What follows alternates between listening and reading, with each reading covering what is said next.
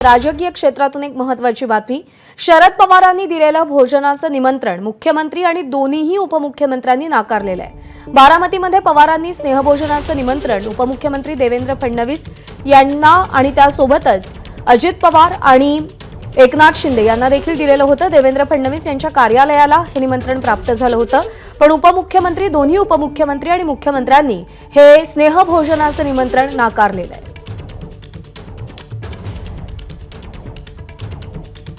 एका वेगळ्या राजकीय दृष्टिकोनातून शरद पवार यांनी दिलेल्या या स्नेहभोजनाच्या निमंत्रणाकडे बघितलं जात होतं।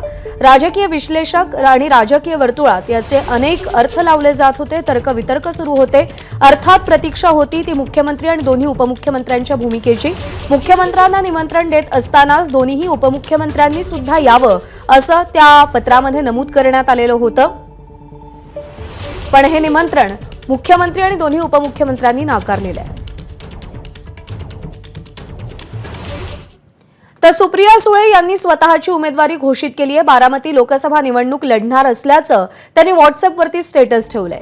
शरद पवार, सोनिया गांधी आणि उद्धव ठाकरे यांचा फोटो त्यांनी ठेवलाय। पक्ष आणि निवडणूक चिन्हही त्यांनी स्टेटसच्या बॅनरवरती ठेवलेलं आहे। त्यामुळे आता सुप्रिया सुळे यांनी बारामती लोकसभा मतदारसंघामध्ये स्वतःची उमेदवारी घोषित केलेली आहे। अर्थात सुप्रिया सुळे यांच्या विरोधात महायुतीकडून नेमका कोणता उमेदवार उभा राहतो याची उत्सुकता असेल, कारण का सुनेत्रा पवार यांच्या नावाची जोरदार चर्चा सुरू आहे। तशी पावलं सुद्धा उचलली जात आहेत, त्याचे राजकीय आराखडे सुद्धा मांडले जात आहेत। त्यामुळे ही लढत नेमकी कशी होणार याची उत्सुकता प्रत्येकामध्ये आहे। अर्थात या लोकसभा निवडणुकांमध्ये बारामती लोकसभा मतदारसंघ हा एक महत्त्वाचा आणि त्यासोबतच सगळ्यांचं लक्ष वेधून घेणारा मतदारसंघ ठरणार आहे। सुप्रिया सुळे यांनी स्वतःची उमेदवारी घोषित केली आहे। बारामती लोकसभा निवडणूक लढणार असल्याचं त्यांनी व्हॉट्सअप स्टेटस ठेवलेलं आहे। शरद पवार, सोनिया गांधी आणि उद्धव ठाकरे यांचा फोटो, पक्ष आणि निवडणूक चिन्हही त्यांनी स्टेटसच्या बॅनरवर ठेवलंय। आणि स्वतः सुप्रिया सुळे सध्या आपल्यासोबत फोनवरून जोडल्या गेल्यात। नमस्कार सुप्रियाताई, तुम्ही स्वतःच उमेदवारी घोषित केली आहे अशी चर्चा आहे, तसं स्टेटसही तुम्ही ठेवलंय। काय म्हणणं आहे तुमचं, काय प्रतिक्रिया आहे पहिली? मी राष्ट्रवादी काँग्रेस पक्ष आणि महाविकास आघाडी आणि इंडियाकडे बारामती लोकसभा मतदारसंघासाठी तिकीट मागितलेलं आहे आणि राष्ट्रवादी काँग्रेस पक्षाला नवीन चिन्ह मिळालेलं आहे, तुतारी वाजवणारा माणूस, आणि त्याच्यामुळे त्याचं एक डिझाईन करून मी तर माझ्या स्टॅटसवर ठेवलंय की माझी विनंती राहील की मला तिकीट मिळावं।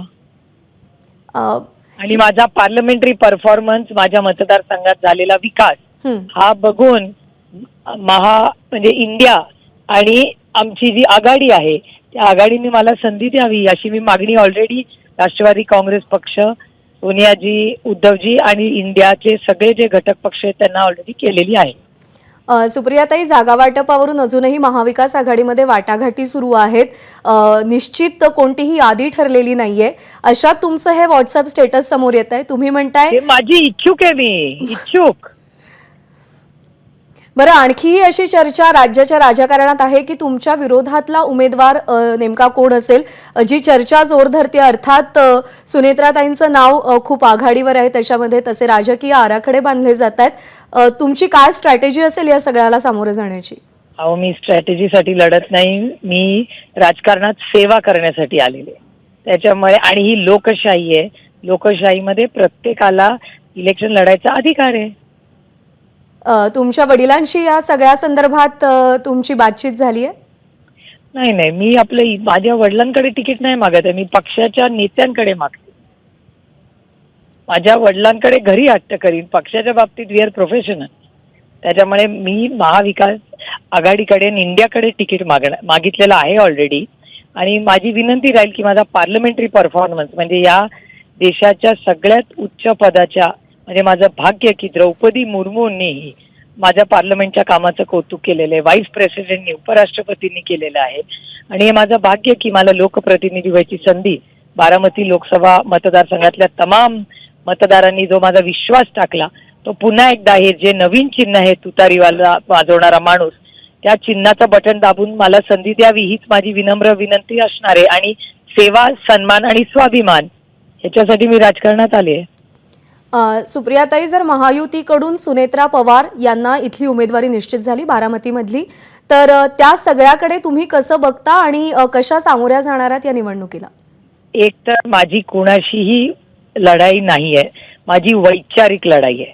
त्याच्यामुळे माझी लढाई भारतीय जनता पक्षाच्या चुकीच्या धोरणांच्या विरोधात, भारतीय जनता पक्ष यांच्या चुकीच्या निर्णयांमुळे, आणि माझी वैचारिक लढाई त्यांच्याबरोबर आहे. आज शेतीचे प्रश्न तुम्ही बघताय, बेरोजगारीचे असतील, असे असंख्य, आज तर म्हणजे हद हो गई की पुढे महाराष्ट्राच्या असेंब्लीमध्ये जर कॅबिनेट मिनिस्टर मारामाऱ्या करणार असतील तर म्हणजे असं महाराष्ट्राच्या इतिहासात झालेलं नाही. महाराष्ट्रातल्या इतिहासातला सगळ्यात लोकशाहीची हत्या करणारा दिवस जर कुठला असेल तर तो आजचा असेल, ज्या अतिशय गलिच्छ पद्धतीने जर एक कॅबिनेट मिनिस्टर आणि एक आमदार सत्तेतले मारामाऱ्या करणार असतील ते अतिशय गलिच्छ आणि दुर्दैवी आहे. सुप्रियाताई, विनंती आहे सोबत राहा. आमचे प्रतिनिधी कृष्णा केंडे सुद्धा आपल्यासोबत आहेत, त्यांना काही प्रश्न विचारायचे आहेत. कृष्णा. जरूर जरूर जरूर.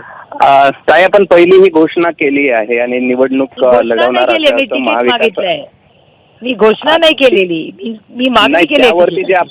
त्यावरती आपण जे स्टेटस ठेवलेलं आहे त्यावेळेस निवड चिन्ह देखील आहे आणि ते आपलं बॅनर आहे ते बॅलेट पेपरचं बॅनर आहे, बाजूला बटन देखील दिसतंय, त्यामुळे साहजिकच ती घोषणाच आहे असं आपल्याला म्हणता येईल. असं तुम्हाला वाटत असेल, मला तसं वाटत नाही. तो माझा स्टॅटस आहे, त्याच्यामुळे मी ठरवणार तो स्टॅटस काय सांगतो, तुम्ही कसं ठरवणार? पण प्रश्न असाच आहे की आपल्याला कधी वाटलं होतं की असा घरच्याच एखादा उमेदवार आपल्या समोर येऊ शकेल आणि त्यांच्या विरोधात आपल्याला लोकसभा लढवावी लागू शकेल? मी प्रोफेशनली एवढा विचार करत नाही, कारण का मी राजकारणात फक्त सेवा करण्यासाठी आलेले, त्याच्यामुळे एवढा विचार करत नाही मी बाकीच्या गोष्टींचा. सुप्रियाताई, एक शेवटचा प्रश्न विचारते की पवार कुटुंबातली एकजूट सातत्यानं उभ्या महाराष्ट्रानं पाहिली आहे. आता निवडणुकीच्या रणांगणामध्ये ज्यावेळी एकाच कुटुंबातल्या 2 स्त्रिया उभ्या असताना दिसतील, तुमचं काय आवाहन असेल आणि काय मत आहे तुमचं याबद्दल? मी एका कुटुंबातली लोकप्रतिनिधी म्हणून नाही लढत आहे. मी महाराष्ट्रातली एक मुलगी जी भारताच्या संसदेत 1 नंबरला आलेली, असं मी म्हणत नाही, भारतीय जनता पक्षाचे मंत्री आणि स्पीकरचा डेटा सांगतो. त्याच्यामुळे तिथे मी पवारांची लेक किंवा सुळेंची सून म्हणून तिकीट मागत नाहीये. मी एक लोकप्रतिनिधी ज्याला सेवा, सन्मान आणि स्वाभिमान आहे असं काम करायची माझा प्रांजळ प्रयत्न गेले 18 वर्ष राहिलेला आहे. त्या नात्याने मी पक्षाकडे तिकीट मागते, त्याच्यात माझ्या कुटुंबाचा काही संबंध नाही, कारण ही लढाई जी आहे ही आमची वैचारिक लढाई आहे. त्याच्यामुळे सगळ्या पवार कुटुंबाला कशासाठी आपण घेतोय त्याच्यात. ठीक आहे सुप्रियाताई, आपले आभार. आपण एबीपी माझाशी संवाद साधलात आणि आपली सविस्तर प्रतिक्रिया दिलीत त्याबद्दल.